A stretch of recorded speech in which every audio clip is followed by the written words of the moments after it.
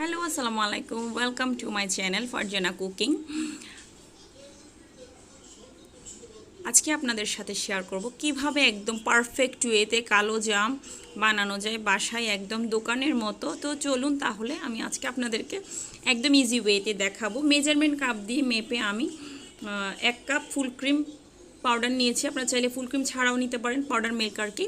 তো সাথে দিয়ে দিলাম 2 টেবিল চামচ অল পারপাস ফ্লাওয়ার ময়দা, 2 টেবিল চামচ ভাজা ছাড়া সুজি, এরপর দিয়ে দিলাম 1 চিমটি লবণ এবং এই চামচে 1.5 চামচ বেকিং পাউডার পোস্টার ক্লার্কেরটা দিয়েছি। তো এই পর্যায়ে আমি এখানে সব শুকনো উপকরণগুলো দেওয়ার পরে 1 টেবিল চামচ এখন আমি একটু এটা মিক্স করে নিব। এই শুকনো উপকরণগুলো সবগুলো একটু ভালো করে মিক্স করে এখানে আমি দিয়ে দিচ্ছি 1 টেবিল চামচ যে কোনো ভালো মানের ঘি বা রেগুলার রান্নার তেলও দিতে পারেন। এখন আমি আস্তে আস্তে করে শুকনো উপকরণের সাথে ঘিটা একটু ঘষে ঘষে সময় নিয়ে মিক্স করব। এখন আমি ভালো করে এটা মিক্স করে নিব। পাশে আমি একটা ডিম ভেঙে নিয়েছি, রুম টেম্পারেচারে থাকা একটা নর্মাল ডিম নিয়ে নিয়েছি। তো এখন আমি পুরো ডিমটাই দিয়ে দিয়েছি। আপনারা চাইলে অল্প অল্প করে দিতে পারেন বা আপনাদের যদি প্রথমবার বানাইতে ঝামেলা হয় অল্প অল্প করে মিক্স করতে পারেন। তো ডিমটা দিলাম, দেওয়ার পরে এখানে আমি পর্যায়ে আমি আস্তে আস্তে করে অল্প অল্প করে লিকুইড মিল্ক অ্যাড করছি যতক্ষণ না পর্যন্ত আমার ডোটা একটু স্টিকি হচ্ছে। আপনারা বুঝতে পারবেন, অল্প অল্প করে দিবেন, আমি মেজারমেন্টটা বলছি না। তো আমার আসলে চামচ দিয়ে দেওয়া উচিত ছিল, তাইলে আমি আপনাদের সাথে পারফেক্টলি ওটা মেজারমেন্টটা বলতে পারতাম। তা আচ্ছা, আমি ইনশাল্লাহ নেক্সট টাইম ওভাবে করে দিব। এখন আমি পারফেক্টভাবে একদম একটা স্টিকি একটা ডো রেডি করেছি। দেখুন, সাথে দিয়ে দিলাম একটু করে রেড ফুড কালারটা। তো দেওয়ার পরে ভালো করে একটু মিক্স করে নিচ্ছি, যেহেতু এখানে আমরা সুজি দিয়েছি, সুজিটা একটু ফুলে উঠবে। তো সেই জন্য আমি করব কি, এই ডোটাকে একটু রেস্টে রাখবো। আমি কালারটা দিয়েছি, দেওয়ার পরে আমি ভালো করে মিক্স করে নিয়ে আপনারা খেয়াল করুন আমার যাতে কালারটাতে একটু শেড আসে, সেই জন্য আমি ওভাবে রেখেছি। এরপরে রেস্টে রাখার পরে 2-3 মিনিট পরে একটু আঙ্গুল দিয়ে টেপ দিয়ে দেখলাম এটা পারফেক্টলি হয়ে গিয়েছে। এখন আমি হাতে একটু ঘি লাগিয়ে নিলাম, নিয়ে অল্প পরিমাণে ডো নিয়ে আমি 2 হাতের তালুতে আস্তে আস্তে করে চাপ দিয়ে একটা রাউন্ড একটা শেপ দিয়ে দিচ্ছি লম্বাটে করে।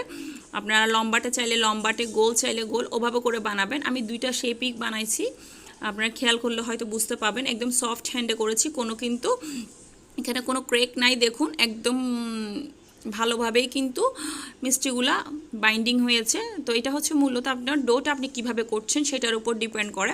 ডোটা যদি বেশি নরম হয়ে যায়, বেশি শক্ত হয়ে যায়, তাহলে এটা হবে না।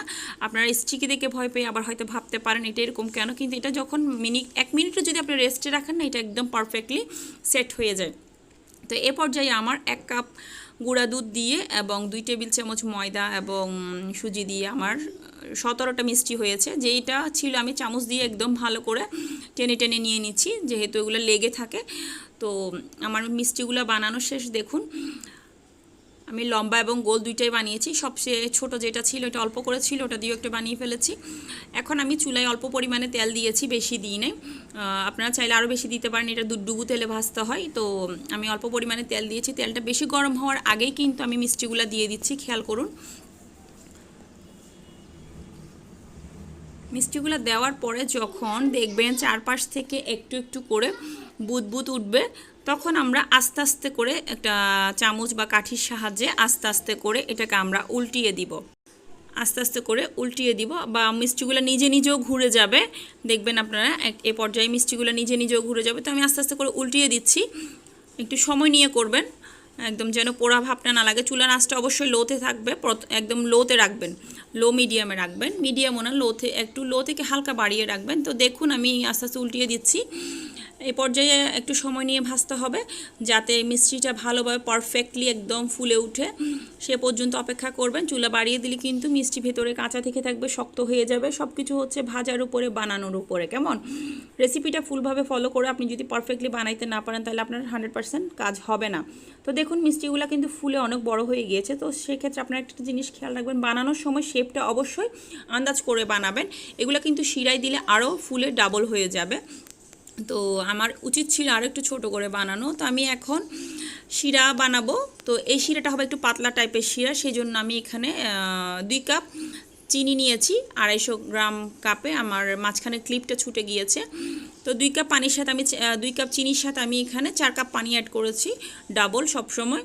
তো দিয়ে আমি শিরাটাকে অনেকক্ষণ সেদ্ধ করে এখানে একটু লং এলাচ দিয়ে দিলাম। দেওয়ার পরে অনেকক্ষণ সেদ্ধ করার পর যখন একটু কমে গিয়েছে তখন আমি মিষ্টিগুলোকে দিয়ে দিলাম। দিয়ে ঢাকনা দিয়ে আমি এটা 7 থেকে 8 মিনিটের মতো রান্না করেছি। রান্না করে একটা বাটিতে ঢেলে নিয়েছি।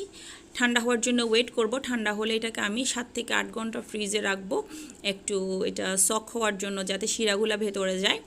তো 7 থেকে 8 ঘন্টা পরে চলে আসলাম, আমি এটা নামিয়ে নিয়ে চলে আসলাম। মাঝখানে আমার বাচ্চারা খেয়ে ফেলেছে অনেকগুলো মিষ্টি। তো মিষ্টি খুব পছন্দ করে, তো বানাইলে কখন খাবে অস্থিরতা করে, তো দিয়ে দিলাম মাঝখানে। তো আপনাদের সাথে শেয়ার করার আগেই কিন্তু ওরা খেয়ে ফেলেছে। তো যাই হোক, আমি একটা মিষ্টি নিয়ে আপনাদেরকে ভেঙে দেখাচ্ছি।